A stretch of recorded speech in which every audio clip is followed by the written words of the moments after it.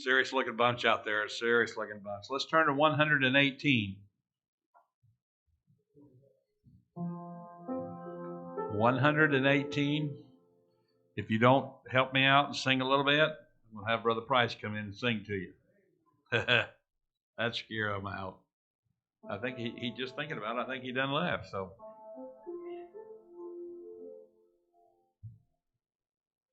I forgot what my introduction is.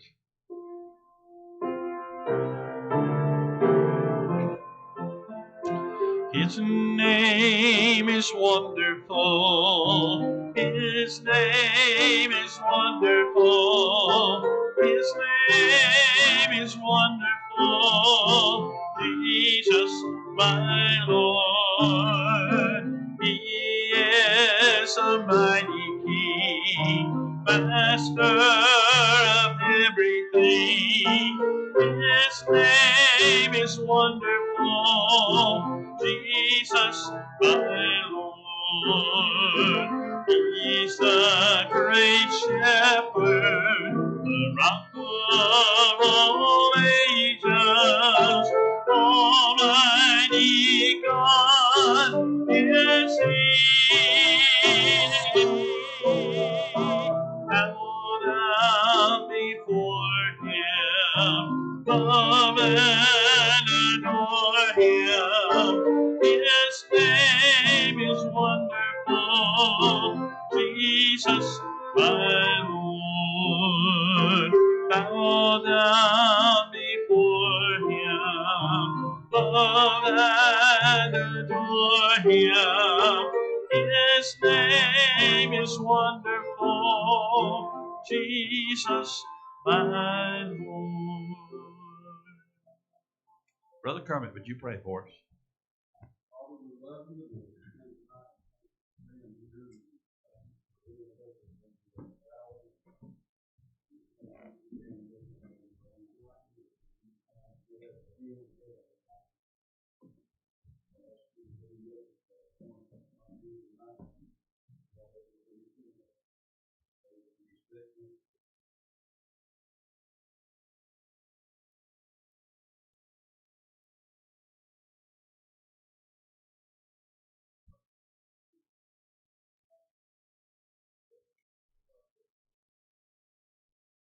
Man, well, it is good to have you here tonight. And this is a new month, so we're having a new prayer list, except we don't have it. Valerie come and took my prayer list because she makes them for us, and she updates them. And then somebody, her family had surgery, and she never brought it back. So I've got one that's 2 months old because I don't even have last month's, and so we'll try to update some things and remember some different things. But I will remind you this before we go on. Men's breakfast this Saturday morning. Come on over at 9 o'clock. We'll have breakfast, and the men do a great job cooking. There's always plenty. So come over at 9 o'clock, and we'll have some time of fellowship together. And some people get scared because they say, well, it's prayer breakfast. What do? Well, we pray a little bit, not a lot. You don't have to go into a lot of deals. You don't have to pray out loud if you don't want to pray out loud, but we do have some time of prayer. So come and join us. And it's good. Get to know some people. Kind of hard to get to know people a whole lot during a church service, but in little get-togethers like that, and Sunday school, before Sunday school starts, you get to know some people a little bit. So I encourage you to get in there and do some of that. Let's see what else going on. Skating party's coming up too. How many of you is going to go skating? Any in here? See? Oh, is that right? Rich went a few years ago, but I think he still does. Rich, you still skate? He's not right in the head. He got one wrist. He can't hardly bend the thing anyhow. He flopped out like a fish playing basketball with us one time, broke it. We had to drag him off the court, and he couldn't even shoot free throws. And so, but he won't learn. He just goes back out there, skates around like he knows what he's doing. I figured out how not to fall when you go skate. Don't go. Or stay off to the side. I went off to the side and watched them a little bit, and that wasn't too bad. But it is a good time. They have a great time. So if you want to go, that's coming up sometime. I've got it written down here, February the 20th.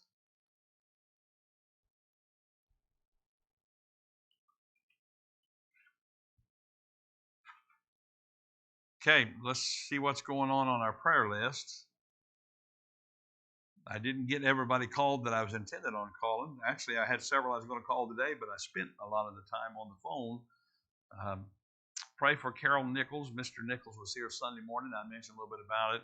She's in Mill Pond. We got people that know stuff around here. So I got a hold of some people, and they said yes, he can. He's not allowed to go in and see her, and they said yes, he can go in and see her. So they told me how to do it. So I finally got a hold of him today, and he said, well, they're kicking her out on Friday because he's going to have to pay $7,000 a month to keep her in there. And he said, I can't do it. So, but it's better, actually. He's going to try to bring her home, and I got a hold of some people, and they give me names and numbers of nurses and people that will come in during the week and take care of him. Or take care of her and help him. And so you pray for Carol Nichols and Bob Nichols. They've been married 60 years, and he said they told him started giving him kind of a lecture today. He told him, well, realize when she comes home, you'll have to bathe her, you'll have to help when she'll make a mess, and you'll have to do that. He said, we've been married 60 years. He said, I can handle that. He said, it's a whole lot better than me sitting home making my own messes, and she's up there and I can't talk to her, I can't do anything. He said, if I got to stay in the house 24 hours a day, I'll stay in the house 24 hours a day. So you pray that she'll get well. She had heart surgery in October, and she's still actually she can't take care of herself and do anything right now. So she got a long ways to go.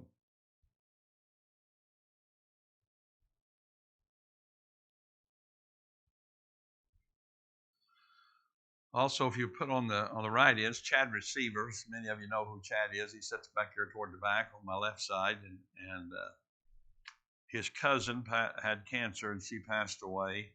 She lived in Pennsylvania, but she grew up here, and so they are bringing her home, and we have a graveside service for her on Friday. In the meantime, his mother passed away. She also lived in Pennsylvania. And they're bringing her home. We have her funeral on Saturday, and so the Receiver, the Price, and the Barnes family—that's their names and the family there. Pray for them. They've had Someone was asking me a while back. My two brothers and my mom passed away in less than a year. Well, this family's lost four in less than a year, and that's very difficult. I don't know if Chad's listening, but Chad's doing great. For those of you who know Chad, I think he's really growing and just doing good. Some of his family that's not from our church, but they're from other churches, call me and let me know. Said, man, Chad is growing. Chad is really doing well, and the Lord's blessing his life, and so we're thankful for that.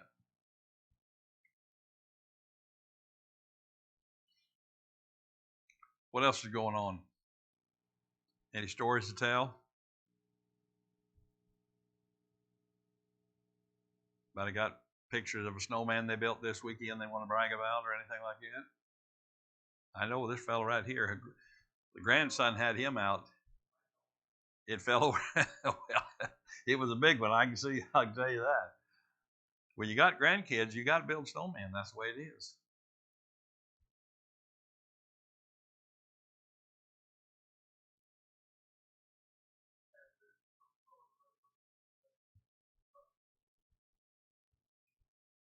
Okay. We could put them on the salvation list if you.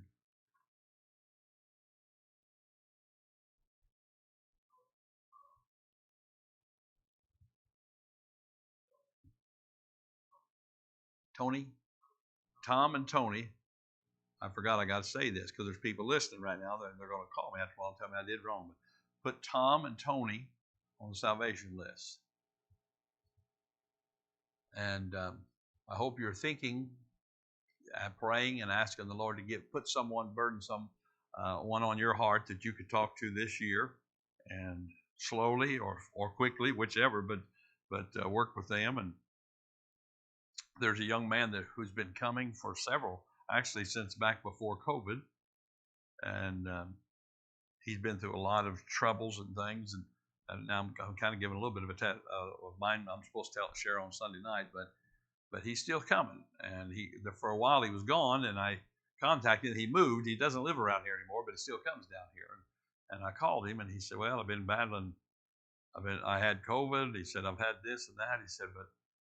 He said, "I really appreciate the fact that you're still thinking about me." And next thing I know, about a week or two later, after he got done his quarantine, he's been coming back.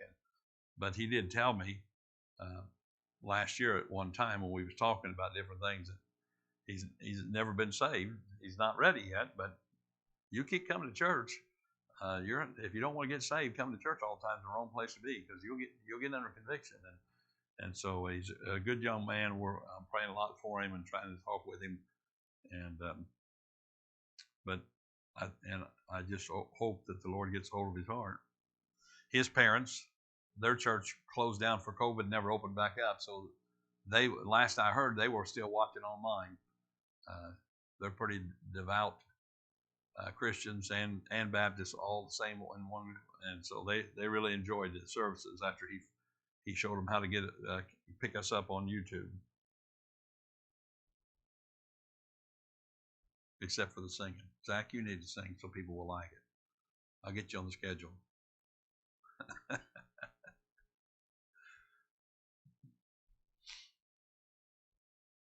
Yes, sir.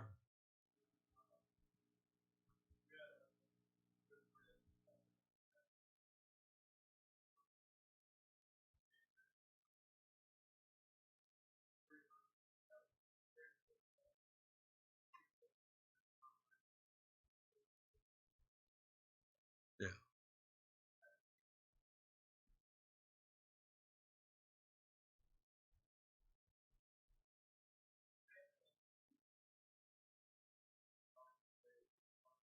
Buden Bender. Oh, I can spell that.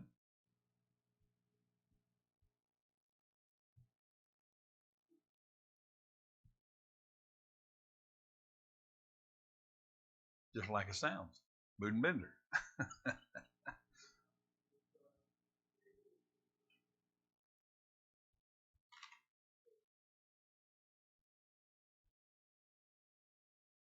Okay, for those of you listening online, that's the Buden Bender family. Pray for them. Lost a loved one.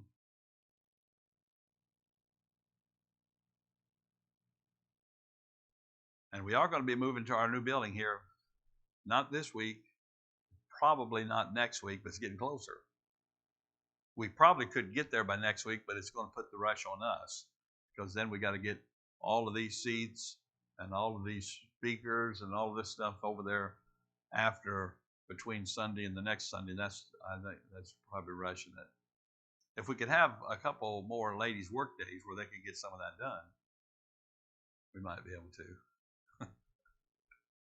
In fact, maybe we could have a ladies' work day this Saturday while we're having our men's breakfast.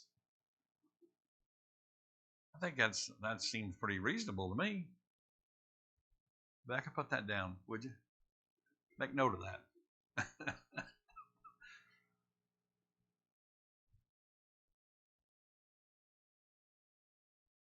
Anything else going on?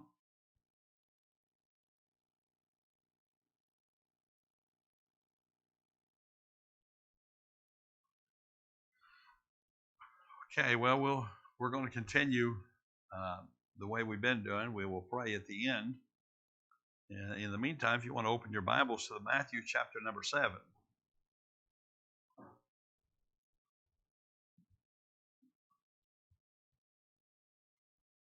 We'll read a few verses here in just a few moments. We'll try something new tonight. This may be the only, I've never done this. This may be the only time I ever do it. I always type up what I'm going to say because I know I'm going to forget something. So I look down, glance down, look back up. But before I glance down, I go through and highlight the whole thing from one end to the other, different colors and all that. So I know whatever. I didn't do any of that today. I just typed it. Nothing is highlighted. So I may just completely forget where I'm going. And if so, I'll never do that again. But I want to talk about the thought tonight of the way that God answers prayers. We're in your bulletin. We had the Who's Your One conference that we're talking about. Now the young men, they like to have conferences and things, and I just want to sit down and talk with people, but they call them conferences and it makes everything official. So we're going to have a conference, but the main purpose of it is we're just trying to encourage people to reach out to others, and a lot of people are nervous. I've been saved for a lot of years, but I still, when I go up to a door and begin talking to somebody, and I get nervous, and worse is when I'm on my way back home, I think, I wish I'd have said this, I wish I'd have said that. All these things come to my mind after I'm away from the place and gone. And so we're just going to try to give some suggestions, and none of us are very good at what we do. It's more of an encouragement conference than anything. We're just going to try to encourage people to make this year a little bit more meaningful in our outreach toward others. But with that said, it's so we understand some things. Well, then I got to think about this. Tonight I'm on the thought of how God answers prayer. Now we know God hears us. We know that God answers prayer, but have you ever thought of the way some things happen? Some people are just so positive that and I mentioned last week they talk about faith in faith. That's not going to get you anywhere, but faith in God does. But you have to know what the Lord says. And I read this story about a missionary family. The fellow's name was Martin Burnham, and he was a missionary pilot for New Tribes Missions in the Philippines. And back in 2001, him and his wife were captured by an Islamic group. Now, I think I'll stop there just because I thought of something else, and that's what happened. But we're in the United States, and we don't really get much persecution. We don't get much. People make fun of us, and they try to shut up any Christian talk, and they won't let you do this, and you may not be able to put some signs out here and there. But for the most part, we don't have much persecution. But I was reading this week, and China is one of the places where Christianity is growing pretty fast. It's illegal there. And they shut you down and throw you out of the country. But you also know that there's certain groups of Christians there, and I can't remember now what it was, but they kill them people. And they kill them and sell their organs when people need them. And that's the group they've decided to do. Now, they deny they do it, but it's pretty well documented, especially from the doctors who are part of it that have to do it. And just because they hate these people, just because they're considered expendable, if someone that's got a lot of money needs new retina for their eye, they'll just take old Joe there, Joe the Christian, he's dead, and we'll take his retina. And I thought about that. That's the kind of world we live in, but we don't think about it. We're comfortable. I mean, but there's a lot of folks that give a lot of things for their life, or a lot of things for Christianity, and yeah, I believe sometimes for us, if someone would just say something offensive, well, I'm done with God, I'm done serving Him, and so we need to read those stories sometimes because it helps us to realize how little we really accomplished. Now back to this missionary, him and his wife, his name was Martin, her name was Gracie. They were captured by Islamic rebels and they were held for 376 days, and then they were rescued. But during the rescue, he was shot in the crossfire and he died.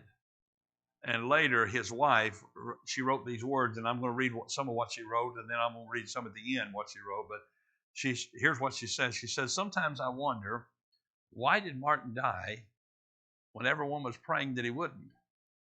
Why does the Bible lead you to believe that if you pray a certain way, you'll get what you pray for? People all over the world were praying that we'd both get out alive, but we didn't. You see, her and many others had prayed and asked God for deliverance, but it wasn't given to them. It was given to her, but not to him. And then I thought about here in our church a few years back, we had a family, young family here, and the mom was told by her doctor that the child that she was carrying was going to have a lot of complications. There was a lot of things messed up, a lot of things wrong, and the doctor recommended abort the baby. Well, that was not in the equation.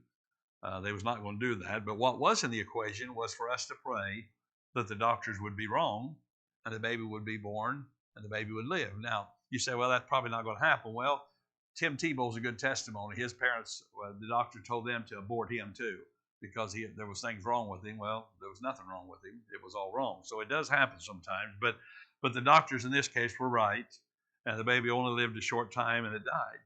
But here's my thought. We prayed that God would heal the baby. We prayed that things would be all right, and yet it looks as though God didn't answer that prayer. And I'm sure all of you can think of things that you've prayed about and asked God for this or for that, and you didn't get it. And someone might be saying, well, I've been praying for my wife. I prayed that she'd get better, but she never got better. Or I've been praying for my husband to get back in church, but he's still not interested. Or I've been praying for a job, but I'm still not able to find one. Or I'm praying for guidance, but God doesn't seem to be giving me any guidance on this.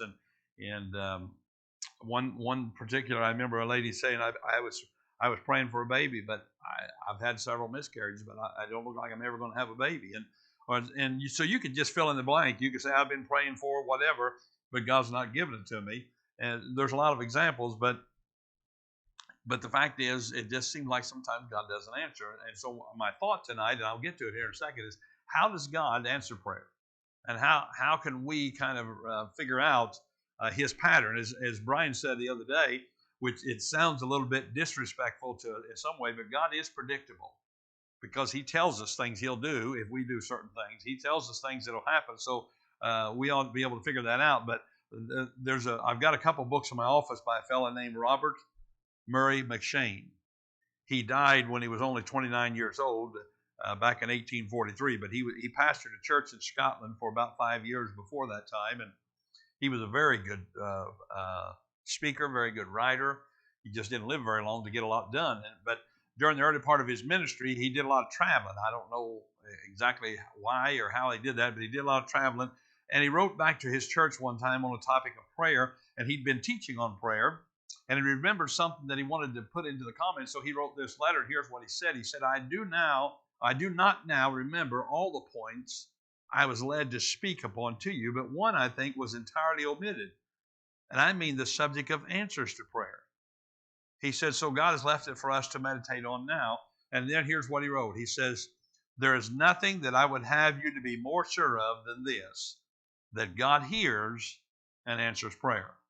There never was and never will be a believing prayer left unanswered. And then he said, if you'll think about that, you'll be able to say this with the psalmist. The psalmist said, I love the Lord because he hath heard my voice and my supplications. So the Bible is clear that God hears and answers prayer. In fact, if you're in Matthew chapter number 7, I want you to look at verse number 7. That's our text for tonight. Matthew chapter 7, verse number 7 and verse number 8, the Bible says, ask, and it shall be given you. Seek, and ye shall find. Knock, and it shall be opened unto you. For everyone that asketh receiveth, And he that seeketh findeth, and to him that knocketh it shall be opened. So, again, when I read that, it makes it clear God hears prayer and God answers prayer. So, how does he answer them? That's the question we want to try to figure out tonight, because I know there's things that I've asked for and I didn't get them. So, what happened? And now, again, I'm not going to give you anything original. In fact, you've probably heard this 30 times from different preachers. I've heard it many times through my years. But it's good for us to remember sometimes. It's good for us to go back over and take some notes on it. And I'll probably say it in a little bit different manner than what you might have heard me say it before.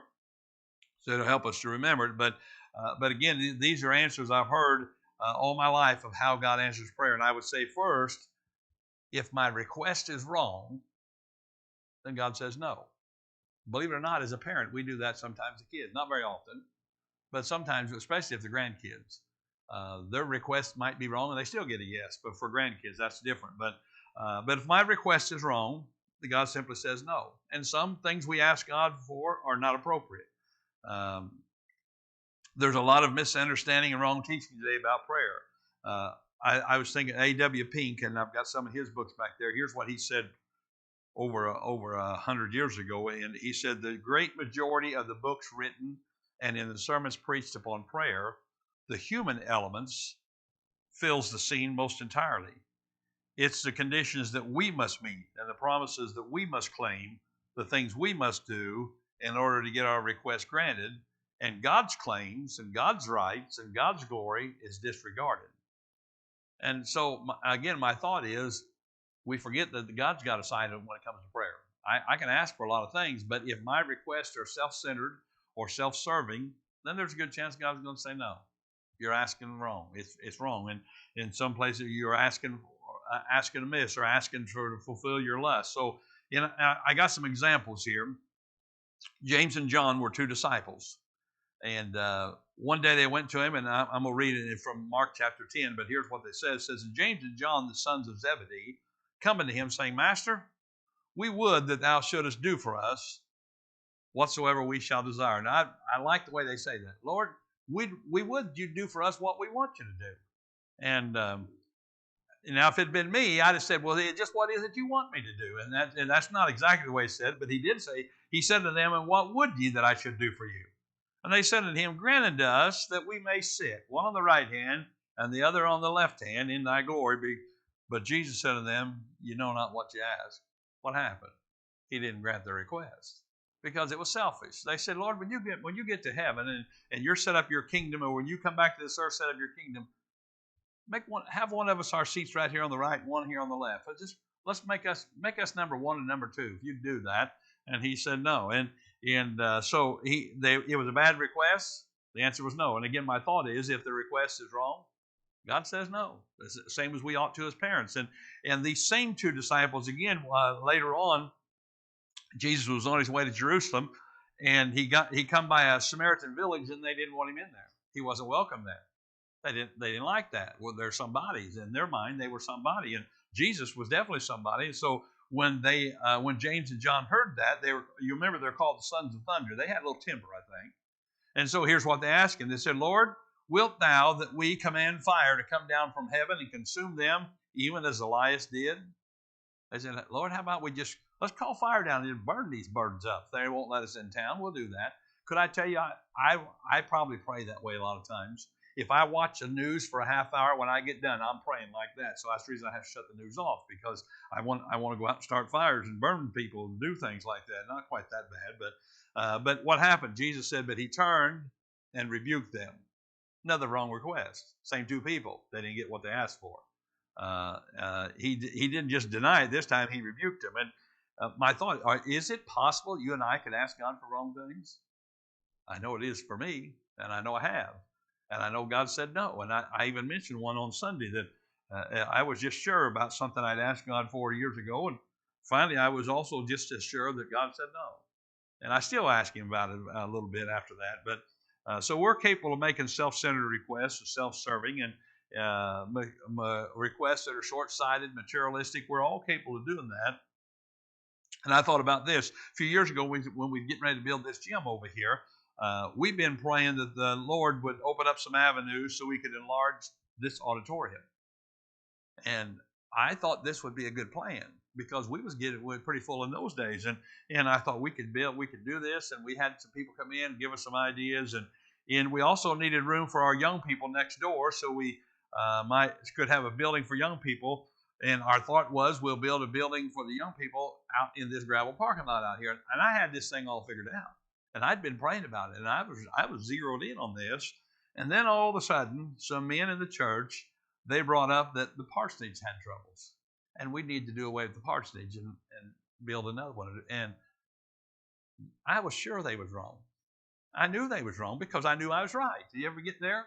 I mean, sometimes my wife and I disagree, and I don't get mad at her when she's wrong like that, but we do disagree sometimes. And I was just sure that these people were wrong, and so I prayed, Lord, would you open their eyes so they can see what I already know? Well, it didn't quite work that way. Today, that parsonage is gone. There's a gym over there, and because it did not work the way I thought, we ended up, as soon as the gym was built, this land behind us became available, and now today we almost have a building completed on it, which is a whole lot better than what I had in mind a long time ago. And I couldn't see it back then. So the fact is, God can say no to our prayers because we ask Him wrong. That doesn't mean we're going to know why. Doesn't mean I'll know what's wrong with them, but I can just, it might be good for us to review them. Sometimes, I tell people sometimes it's good to write things down. For me especially, I forget everything. So I write things down. When I pray about things, I make notes. I try to make notes of what I'm praying about and what I've asked the Lord for. And then sometimes I go back through them and say, look, is what I'm asking for, does it contradict what the clear teaching in the Bible? Because if it does, I may as well quit asking. And is it maybe self-centered or self-serving? And does it promote God's claims, God's rights, and God's glory, or is it promoting me? And so if my simple thought is, sometimes God says no, and if I look real close, I can figure out why. He said, because what you're asking for is wrong. So that's the first one. If the request is wrong, here's how God answers. No. And that hurts, but He does it sometimes. But then second, I would say if the timing's wrong, then God won't say no, but He'll say slow. Now, what do I mean by that? We're kind of impatient people. Now, there's a fellow sitting back there. He's probably already got up and walked out because he's too impatient. And he's tired of waiting on us, but he's more impatient than I am. And sometimes we live in an impatient society. Everybody's impatient. And our slogan sometimes, I want it and I want it now. And that's what we do. That's why we have credit cards. And that's why we can't afford to buy it, so we use credit cards. And instead of waiting until we had the money, we do that. And so there may be good reasons, but that's not very good reason for what we use it most of the time. So we get accustomed to having things done quicker and quicker. And it used to be a lot slower. There was a time when dinner took about 30 minutes. Can you remember those days? If it didn't done in 30 seconds in a microwave, now we get new microwaves. That's what's changed. I mean, things got to be fast, and I know I fit into that sometimes. And so one fellow said this. He said, fast food used to mean my waitress was quick at serving me. And that's not fast food now. It means you pull up that window. They better have it there when you get there. And so it's just different. And there was a time, and I was looking at different about computers. They used to have computers huge that would sit in this room, and it would take days to do calculations. Now those same computers, you can put them in your lap, and it takes fractions of a second to do the same calculations. So everything's fast, and so it's not really surprising that when you and I offer a request to God and we ask Him for something, we expect God to tell us right now. I mean, if I pray at 9 o'clock before I go to bed, surely by 9:30 God can figure up an answer and give it back to me. That's sort of the way we think. And I thought about a story there in the Old Testament, Joseph. You remember the story where Joseph's brothers became jealous of him because of his dreams, and they sold him into slavery.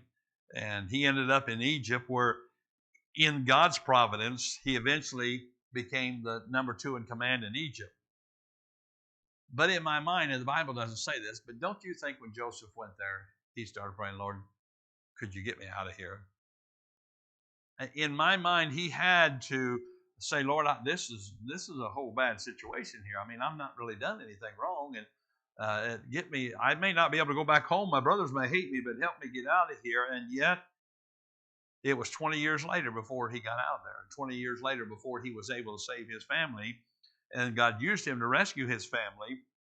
But I don't know how long he prayed, and I don't know how many times he prayed before he finally understood that, you know what, God must have a reason for this. And my thought is his timing was wrong.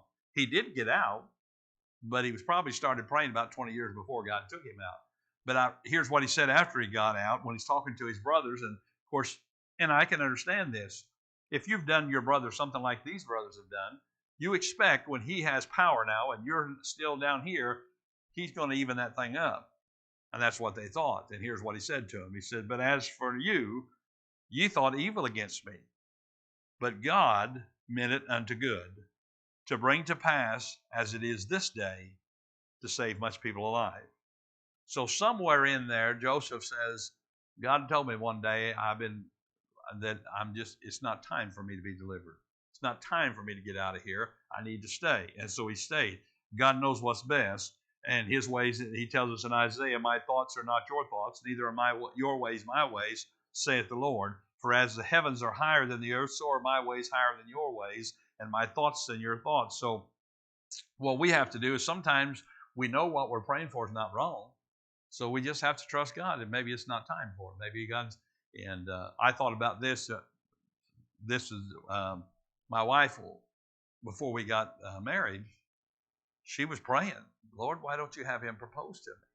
And I didn't do it. Finally, she realized that we're going to have to get out of third grade before we can get married. So that was just a story, because I didn't meet her till we were in high school, but I thought it was a good place for it anyhow. Again, the Bible says in Romans 8, we know that all things work together for good to them that love God, to them who are the called according to his purpose. So we got to be careful we don't presume that we know better than what God does, and this is time, this is the way it should be. If God's delaying something, he's got reasons for it, and he knows what's best. And we have to learn to trust him. And it may be because he's got other plans, as I showed for this building, he had other plans. It may be that there's something going on in our character that's not ready yet, and so he's waiting until he gets us ready, whatever it is. But he's delaying it for a reason. So if your request is wrong, God says no. But if your timing's wrong, then God will say slow, or it'll be, but not yet. And then third thing is, if you're wrong, then God might say you need to grow. And I use the word grow, so they all rhyme. The no and the slow and the grow. You see, sometimes I hear people pray, or I hear people, they'll come and tell me, say, I've been praying about this, and I could give you some examples of specific prayers that people from this church has told me, I've been praying this. And I try to say it to them in a nice way, but I know what's going on. They need to grow. And that's what God knows about us sometimes. And I've heard people said, well, I've been praying about this matter for quite a while, but I'm not getting the answer I want. So what do you think? And why isn't God answering my prayer? I mean, Jesus said, ask and it'll be given you. And I've had people say those exact words. The Bible says, ask and it'll be given you, and I've been asking and God's not giving. What's the problem? One fellow said, I don't think God's hearing me, or maybe God just can't answer my prayer. And the thing is, it's easier for me to point and say, well, there must be some reason God's not hearing me, or something wrong with God because I'm not getting what I want. But the truth is, there's something wrong with us sometimes. And I rarely have someone say, preacher, you think maybe there's something wrong with me, is why God's not answering prayer? I rarely have somebody say that, but more times than not, that's what the problem is. And the psalmist said this, if I regard iniquity in my heart, the Lord will not hear me. So in other words, if I'm leading a life of disobedience to God, now that doesn't mean God doesn't still hear, but if I'm breaking God's law, there's a lot of areas we're not going to deal. He's not going to answer everything. I can't be in the grounds and walking with him where I ought to be. And of course, he hears me in the sense that he hears everything. But he's chosen not to do anything, not to respond in that sense because of disobedience in my life. And so the psalmist, he says, if you're dabbling in sin, there's a good chance that there's things you're going to ask God for you're not going to get an answer to. But we don't often think about that. The Bible is very specific in one. It talks about husbands. Now, surely God would answer husbands before he answered wives. Well, it says in 1 Peter chapter 3, it says, likewise, ye husbands, dwell with them according to knowledge, talking about your wives, giving honor unto the wife as unto the weaker vessel, and as being heirs together of the grace of life, that your prayers be not hindered. It's possible that you and I as husbands could not be getting some of our prayers answered because we're not treating our wife the way we ought to. Now, she's in the nursery. Is the reason I put this part in here. I wouldn't even have mentioned that if I thought she's in here, because she'd have pointed it right out at to me. But there's a lot of situations, and there's in the Old Testament there's places where the whole congregation's prayers was not being answered because God had given them clear instructions to bring the very best to Him in worship, and they wasn't doing that. They was bringing the best. They bring the worst, the cripples and the others to God for sacrifices, and so they was praying, but God wasn't answering them, and so He spoke through Malachi.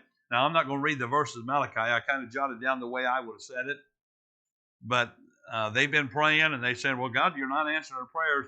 And if I could say it this way, He'd say, "After you've disobeyed me, after you've dishonored me, after you've done everything in that, and you got, as my mom used to say, you got the audacity to ask me for that." That was a big word, but I had to look it up because she said, "You got the audacity to ask for things like that?" Well, He said, "You got the audacity to ask me for my favor? You've got to be kidding." He said, "You mock me with your disobedience. You deliberately try to deceive me. You're robbing me." If you read through them verses there in Malachi 3, he said, "You're robbing me of the tithes and offerings, and now you think I'm just going to come in and answer your prayers. You're kidding yourself, because it's not going to happen." And so my thought is, sometimes we're just wrong. And if we're not honoring God and we're not honoring His Word, why do we think God's going to just step out of His way to make sure everything we request is answered? You see, what's more important to God is you and I being where we ought to be in relationship with Him. So if He has to hold things back from us, if He has to say no, if He has to bring consequences in our life, He'll do that. And I think most of our requests are not answered just because we're wrong in most situations. Now, if I'm wrong, I'll probably ask for wrong things. So it could be a combination of them. But usually there's some sort of sin in our life, and God's trying to get us to do the simple thing: confess it and repent. He makes it simple for us to do it, but we don't like to do that. So I really think that probably most prayers would fall under that category. And so I often tell people, ask God. You may not know what's going on, but it's worth time for me to take time and say, "Lord, is there something that I've done that right now I've just kind of ignored it, and I should know it?" Now, usually there's not. Usually I already know it. If you're like me, usually I already know what I've done, and I'm just kind of hoping that God overlooked it, that He didn't. And so I need to go and talk to Him about it. And in fact, He says it in 2 Chronicles, says, "If my people," that's you and I who are saved, "which are called by my name, shall humble themselves and pray and seek my face and turn from their wicked ways, then will I hear from heaven and will forgive their sin and will heal their land." So He wants us to repent so He can give us the things that we need so we can grow in Christ. So our prayers need to be in accordance with His will. So if the request is wrong, He says no. If the timing is wrong, He says slow. If I'm wrong, He says grow. But what if all of them's in line? What if the request is right? What if the timing's right? And what if I'm right? And God says, "Go. We'll do it." That's what you're going to get. Now, again, I don't know if it's that instant or not, but I do know this. I got some grandkids coming over tomorrow night. God is relational, and He wants us to be like that. There's nothing that makes you feel better Christmas time or whatever when you know what somebody wants and you're able to help them. You enjoy that. Don't you think God, if He knows a need in our life or something we need that's not bad for us, don't you think He delights in saying, "Yeah, I'll take care of that. I like to do that."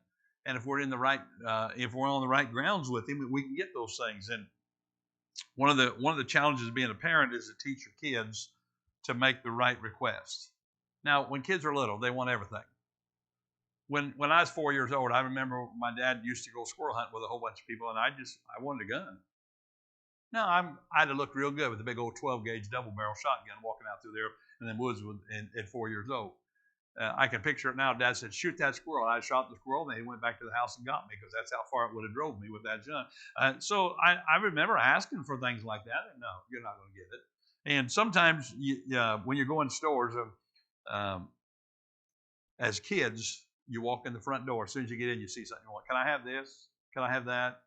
And if you're a parent, you might already know what you're going in there to get, and it might be something much better than all those other things. But all we see as kids, we want those things. We want them, and it's hard. And so we have to learn to make the right request. Well, sometimes God is trying to get us to get to the place where we make the right request, and that's why as parents, I would say for kids when they're younger, they get a lot more no's because they have to, because they want everything. But I did notice this, that maybe your kids, you can say this, as they get older, they start figuring out what's appropriate. And they start figuring out what I could ask for. I mean, if your child's in 8th grade, Dad, is there any way you can buy me a brand new Ford Explorer? I mean, he kind of lost his mind there, and thinking those things are going to happen. So those kind of requests don't come out from kids anymore. They grow up. And I was thinking, I drive the bus, and just a little while here, I'll take off and take some of these kids home. And I was listening to some of them. Christmas was just a couple months ago, and I heard some of the kids on the bus telling a while back what they got for Christmas. Some of them got toys, and some of them got games, and some of them got clothes, and you think about that's appropriate for their age. That's the things they should have got for their age. But I heard a preacher tell about a young junior girl in his church, and she said that all she wanted for Christmas was money. And he asked her, he said, why money? And he's thinking, well, maybe she's putting it towards something special, or maybe she's got some big gift she's going to get, or maybe she's going to put it in a savings account. But he was curious why she wanted money. And here's what she told him. She said she wanted to send it to help persecuted Christians in other parts of the world. Could I tell you she got her money? Her parents was glad to give that and helping those and do those things. And that's the type of request you're delighted in. Could I tell you, there's things that when you and I pray and ask God for things, when our request is a lot of times for folks that are going through tough times and we're praying for them, God delights in that, to see that our heart's in helping others and doing those things. And so he likes to answer those type of prayers. So, but I will say this, and I'll be done. God is not some kind of heavenly slot machine. There are people, and I know several that are like this, and thankfully they're not here. They're not part of our church here, but I know people that are part of some churches. But it's sort of like God's. You can just pop a quarter in and get maybe 2 quarters worth of prayer, and out you get your prayer request. You get it taken care of. God's not that. He's not a slot machine. He's not a genie in the bottle. You can't rub the bottle with prayer and expect God to pop out and do whatever you ask. But the fact is, God does hear prayer. And I thought about this lady. I read what she said at the beginning when her husband got killed in that crossfire. But her questions made her realize that it's not always easy to understand God's nature. And so here's something else she said. She said, I used to have this concept of what God is like and how he's supposed to be because of that. But in the jungle, that's where they were missionaries. Said in the jungle, I learned I don't know as much about God as I thought I did. I don't have him in a theological box anymore. What I do know is that God is God and I'm not. I know the world's in a mess because of sin, and it's not God's fault. Some awful things may happen to me, but God always does what is right. And he makes good out of bad situations. God is sovereign, and he does exactly what he pleases. So as this fella, I'll end with what the preacher Robert Murray McShane said. There's nothing that I have you to be more sure of than this. God hears and answers prayer. There never was and never will be a believing prayer left unanswered. I'd encourage you, keep the thought in your mind that when you pray for stuff, if it's not happening, do a little inventory. See why it might not be happening. And see if maybe you've made a wrong request. And so, well, I don't know why I asked for this, because God already said it's not going to happen. Or maybe you're just getting ahead of yourself or trying to get ahead of God. Or maybe there's something wrong in your life. Maybe there's some sin. Maybe there's something that God's trying to get out. And but check those things out. But always make sure that you just take time to pray. I say pray about everything.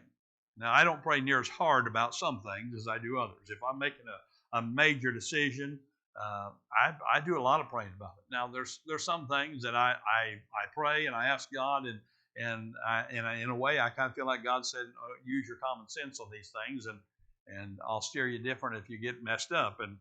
But we need to be people of prayer. We need to understand that our best results come because we spend time with God in prayer. Now, with that said, we're going to spend a little time here praying, and I thank you again for coming and being part of the service tonight. And again, I don't know when we're going to be moving to the other place, but one of these days this will be one classroom here, one classroom here. This will all be a big classroom up here. It doesn't look like it's big, but this is actually almost the same size as them. And I'll have another classroom back there. And so none of you may be in them. All of you may be in them. But this will be our Sunday school rooms, and our church is getting ready to go. And I hope you're praying that things will work. I get a little nervous. I'll be honest with you. I'm excited and nervous all at the same time. I guess it's sort of like if you get a new job, you're excited. Okay, I got this job, but you're nervous. And so I'm thinking, what all can I do wrong?